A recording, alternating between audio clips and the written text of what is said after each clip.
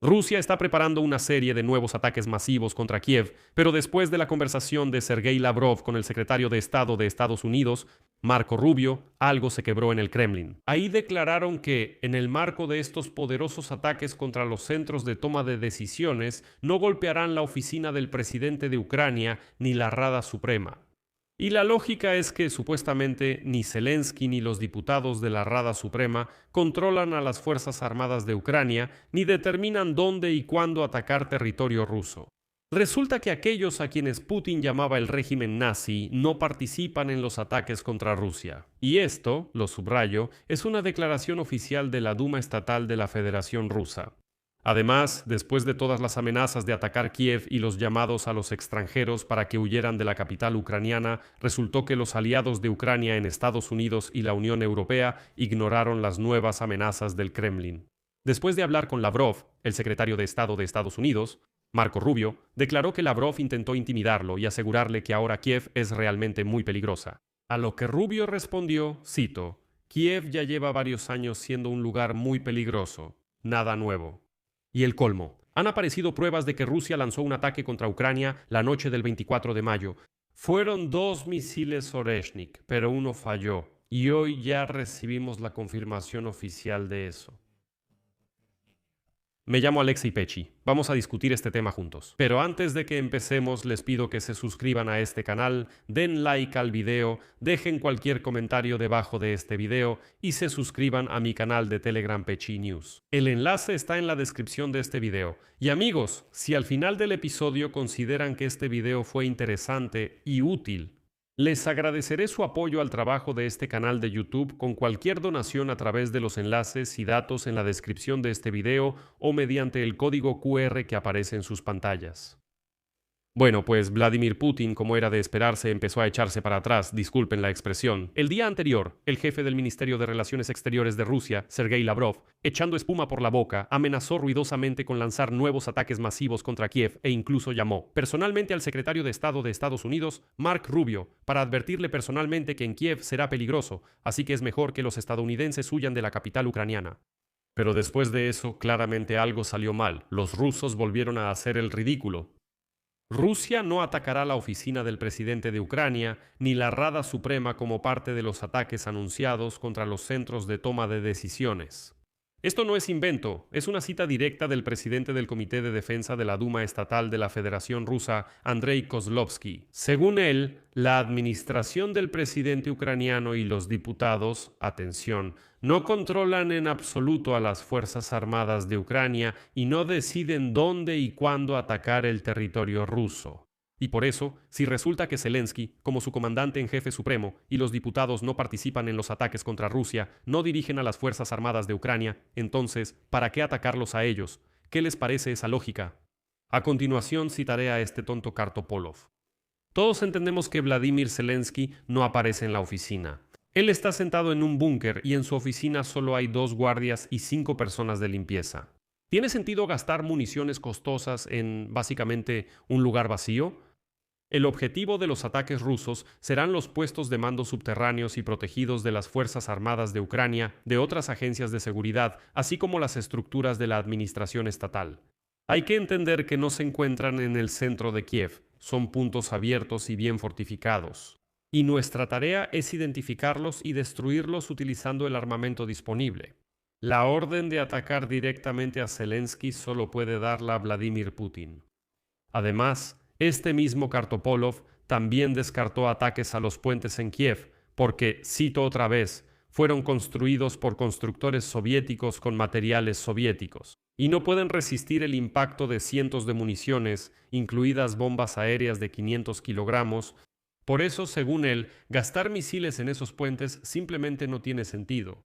También agregó que los militares rusos planean atacar Kiev hasta que, cito, veamos clara y claramente un cambio en la posición oficial del liderazgo de Ucrania. La disposición de sentarse a la mesa de negociaciones, y no solo sentarse, sino aceptar incondicionalmente las condiciones que nuestro país ya ha declarado en repetidas ocasiones. Bueno, en general, primero dieron la orden. Y luego algo así como, ay, oye, creo que estoy haciendo el ridículo, y amenazaron. Bueno, es la táctica clásica de los rusos salvajes y sucios.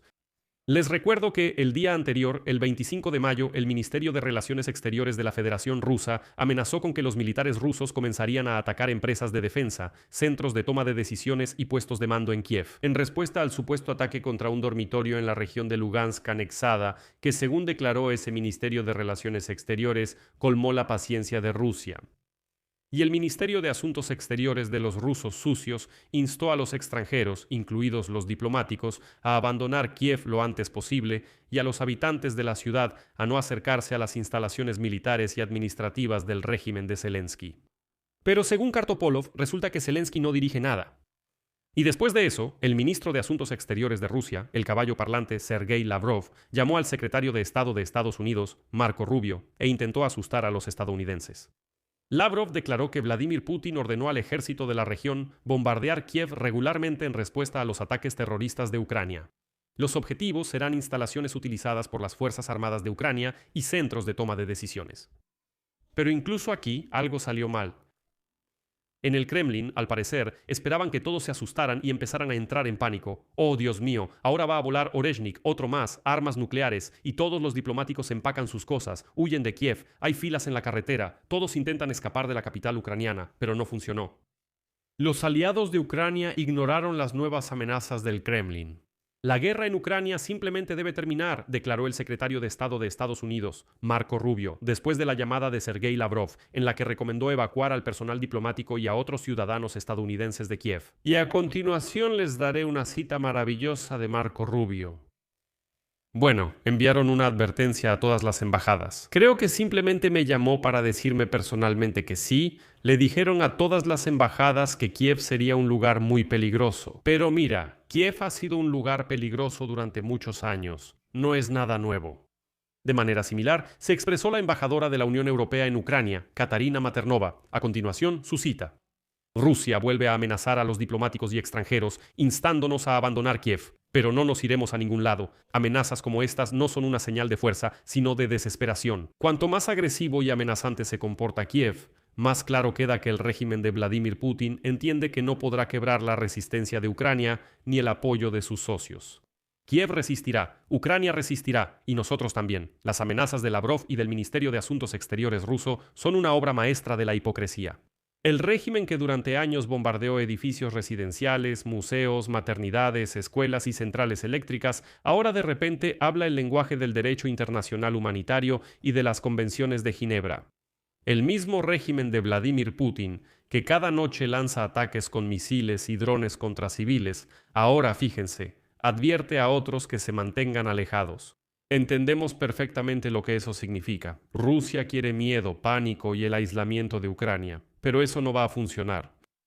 Como pueden ver, los europeos y los estadounidenses dijeron, escuchen, ustedes, rusos, pueden hacerse los importantes todo lo que quieran, pero eso no funciona. Simplemente no funciona.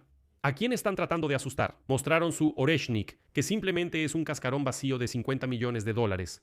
Y el clímax de toda esta farsa de los rusos es precisamente sobre ese Oreshnik. Los militares rusos lanzaron 2 misiles balísticos de última generación Oreshnik contra Kiev durante el ataque masivo del 24 de mayo. Sin embargo, uno de ellos falló y cayó en la región ocupada de Donetsk. Ahora, el Instituto Americano para el Estudio de la Guerra lo informa oficialmente. La cámara registró la falla de Oreshnik. En Donetsk estaba orientada hacia el norte. En el video se ve claramente la caída de 6 submuniciones características de este misil en la zona ocupada de Avdiivka o Yasino Batalla, a unos 40 kilómetros de la línea del frente donde podrían estar ubicadas las posiciones de las tropas rusas. Durante el ataque a Kiev en la noche del 24 de mayo, los canales de monitoreo informaron sobre el lanzamiento del primer Oreshnik alrededor de la 1 de la madrugada. Sin embargo, no hubo información sobre dónde impactó. Al parecer, el misil se averió en el camino antes de llegar a la frontera ucraniana. Después de eso, los militares rusos lanzaron un segundo Oreshnik sin carga nuclear que finalmente alcanzó Vila Tserkva. Pero aquí tienen otro detalle sumamente importante. Aquí los rusos volvieron a meter la pata.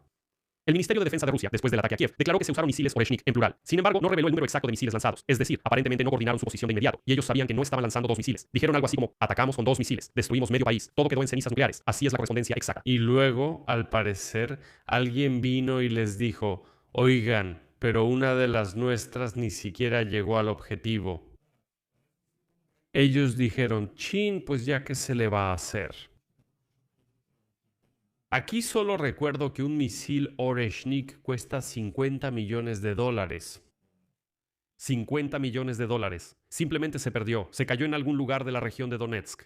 Mientras tanto, el uso del Oreshnik no entusiasmó ni siquiera a estos blogueros rusos pro-Z, quienes lo llamaron una farsa. Por ejemplo, el canal Rybar escribió que el ataque usando proyectiles cinéticos inertes tiene más bien un efecto psicológico, que cada vez es menor. Y otro corresponsal militar ruso, Vladimir Romanov, declaró que el Ministerio de Defensa de la Federación Rusa simplemente golpeó, cito, un hierro muy caro contra el suelo, solo para una imagen bonita en la que nadie cree excepto los pensionados. Aquí voy a dejar puntos suspensivos. Escriban su opinión y sus conclusiones en los comentarios debajo de este episodio. Suscríbanse a este canal de YouTube, denle like y activen la campanita para no perderse los nuevos episodios. Si quieren apoyar el trabajo de este canal de YouTube, pueden hacerlo económicamente con cualquier donación a través de los enlaces y datos que están en la descripción de este video. Y también revisen la descripción, ahí tengo una pequeña sorpresa para ustedes, especialmente para quienes quieren aprender idiomas extranjeros. Eso es todo. Cuídense. Adiós a todos.